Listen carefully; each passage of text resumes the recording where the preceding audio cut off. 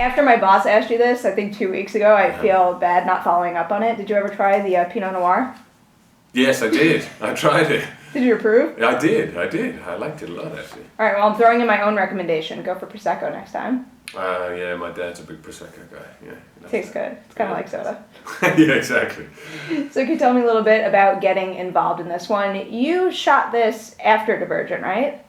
Yes, I did indeed, yeah. How does that work for you? Because Divergent hadn't come out and people had just started hearing about it. So do you just have scripts landing in your lap, or do you kind of have to wait until it comes out and people know it's legit? Yeah, it's a mixture of both, really. I mean, sometimes when you get a role, then it starts quite quickly because there's a little bit of buzz or whatever.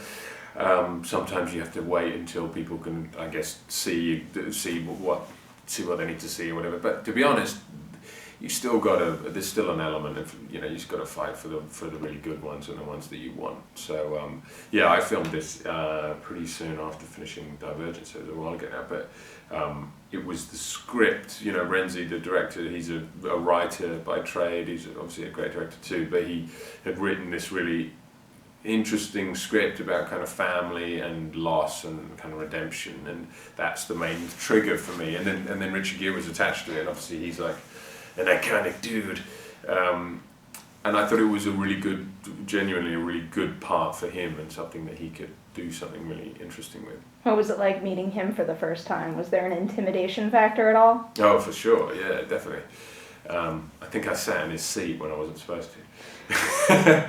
No, he's a cool guy. He's kind of the epitome of cool, really. But what's nice about him, particularly on set, is that he's very giving, and he's very up for making each scene as good as it can be. There's no kind of slacking off, or once you've done your stuff, then there's 20% taken out of the performance. It's always there the whole time, so it's very supportive, especially as a young actor. Who, yeah.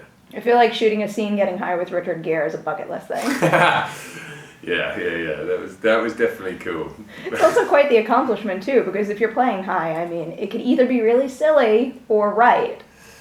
Yeah, it could.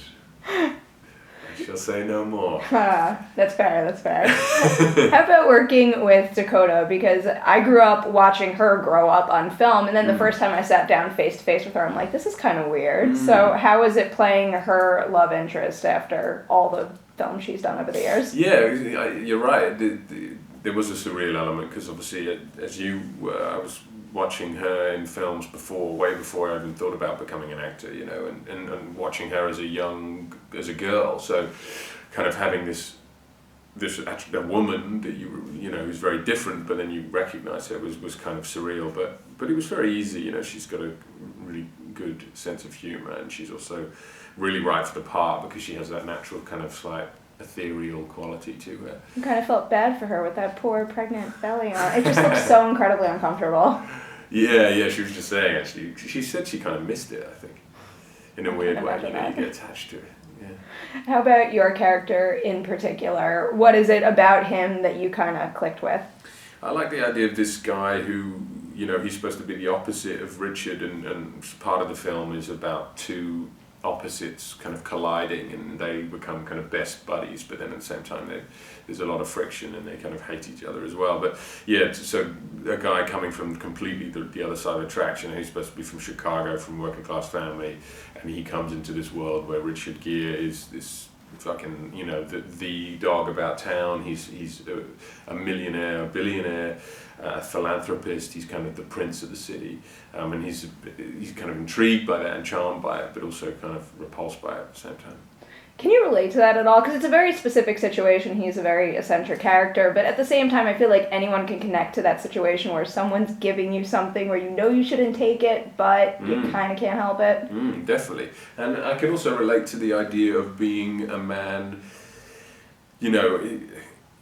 Luke is supposed to be kind of a little bit younger, but it's all the same kind of age range than me. But being a person coming into manhood and trying to assert your decisions and authority, but then having someone who has a lot of supposed wisdom and years and money tell you things. It's very easy to kind of think that you should be making decisions that are counter to your intuition, but in fact, and that's kind of the lesson of the story that he tells, you know, it's part of being strong enough in the end to tell someone to fuck themselves.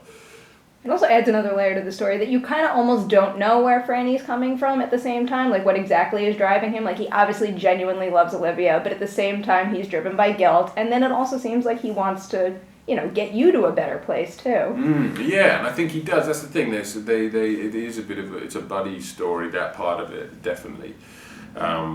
But then there's the manipulation of his character. You know, he's obsessive and he's also very controlling. So he wants to control every issue, and that's back to the idea of kind of young masculinity and manhood. Like, at what time do you impose your own authority over the seeming father figure and say, no, this is how we're doing it.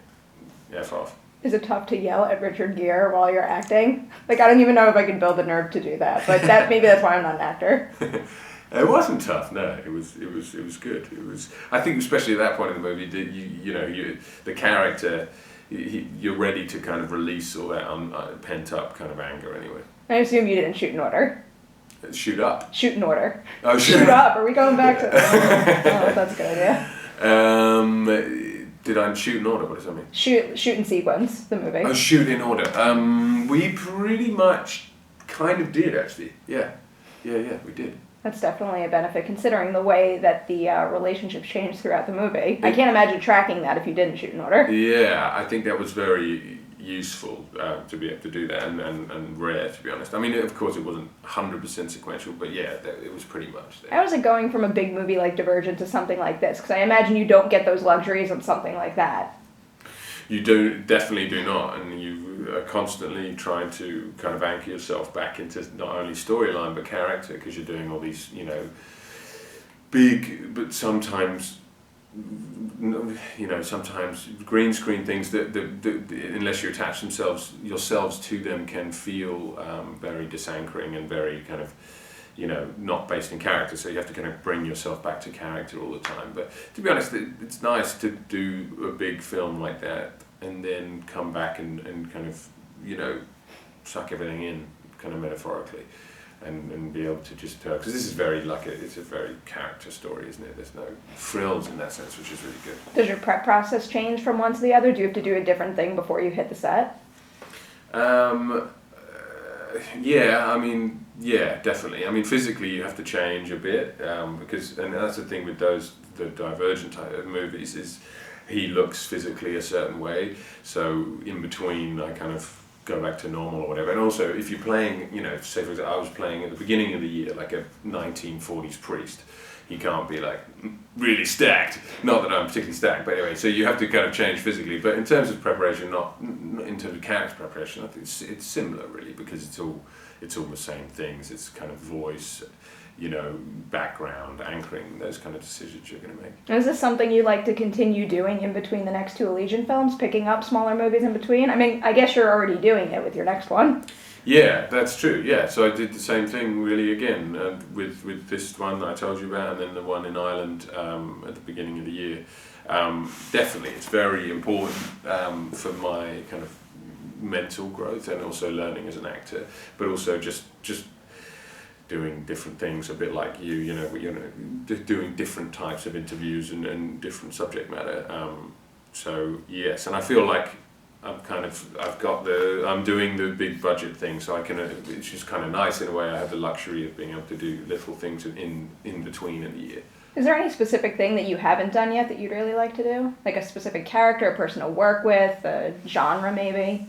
I'd love to play a kind of real character, like a real character in history.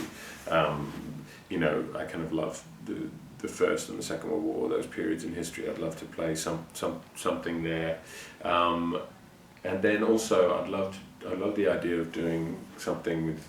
I love the ocean and diving in the water. I'd love to incorporate that somehow. I feel like I had to throw that question in because now I wanted to ask you about Allegiant. After you're just talking about different things and doing different things, but sure. You shoot that in May, right? Mm. And are they being shot back to back? No, they're not. They're not. So it gives you a little breather. Yeah, I get a little breather. And how does all the changes in Insurgent affect what we're going to see in Allegiant? Because a lot of fans of the book are looking at what they changed in that movie, and they're thinking, how is that going to roll into what we know from the book? So are there big changes coming up? Not huge ones, no. I think they were able to consolidate with the third movie and kind of consolidate all the key elements of the book. I think it's going to be pretty similar. Again, there'll be some... I think the luxury of this one is that we have time to tell the book over 2 movies. So I think, if anything, it'll be the material in the book, but then added as well. There'll be more stuff because we have more time to tell the story. So. Does the introduction of the box and Tris opening the box change the value of being Divergent anymore? Like, does it matter? Perry, we have to wrap. Does it change the value? No, because the third film is kind of what changes. It's about genetic superiority, which before it was about similar. There was a genetic element, but now it's literally it's a hierarchy of people who seem to be genetically pure. So in a way, in the third movie, she's flipped. She goes from the kind of the lowest of the rung to the highest of the rung.